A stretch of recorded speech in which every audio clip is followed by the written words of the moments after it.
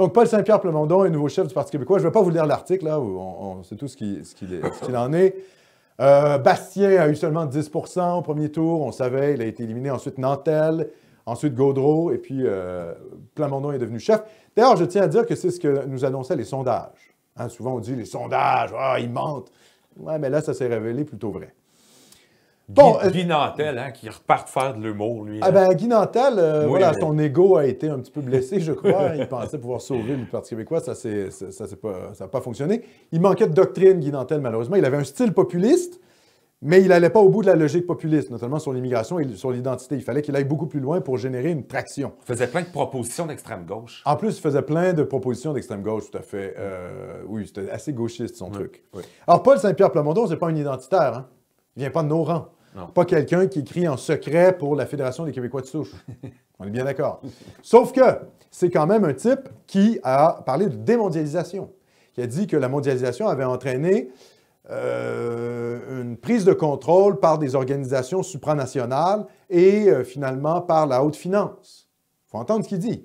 C'est le seul qui a été capable d'articuler la question de la souveraineté du Québec dans le contexte mondial actuel, qui est celui de la perte de la souveraineté des États face, finalement, au mondialisme. Paul Saint-Pierre Plamondon a été capable d'articuler ça durant la campagne. Donc, c'est intéressant, sa victoire est intéressante. Après, écoutez, le Parti québécois est probablement en fin de vie. Je ne suis pas sûr que Paul Saint-Pierre Plamondon parvienne même à se faire élire comme député. Probablement que le Parti québécois va se faire balayer aux prochaines élections. Hein, il reste seulement quelques députés à l'est du Québec. Pas sûr qu'il reste grand-chose en 2022. Je pense qu'on va être dans un cycle politique qui va durer peut-être 10 ans avant que la CAQ s'épuise et qu'un parti nationaliste puisse finalement reprendre le devant de la scène. Peut-être ça va prendre 10 ans avant que le Parti libéral prenne le pouvoir, la CAQ va s'effondrer, puis un autre parti va pouvoir prendre le pouvoir. C'est en tout cas ma prédiction, là, disons, à moyen-long terme.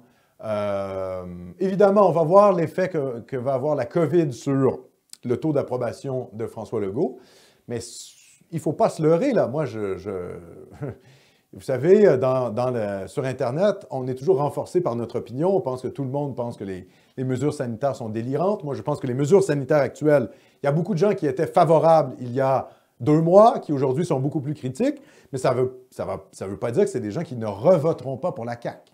Donc, la CAQ, avec la loi 21, même si elle est très molle, elle a quand même son air d'aller. Et puis, franchement, entre François Legault ou Dominique Anglade, qui de toute manière aurait appliqué les mêmes mesures de l'OMS, qu'est-ce que le peuple québécois préférait? Je vous garantis, François Legault est beaucoup plus sympathique que Dominique Anglade.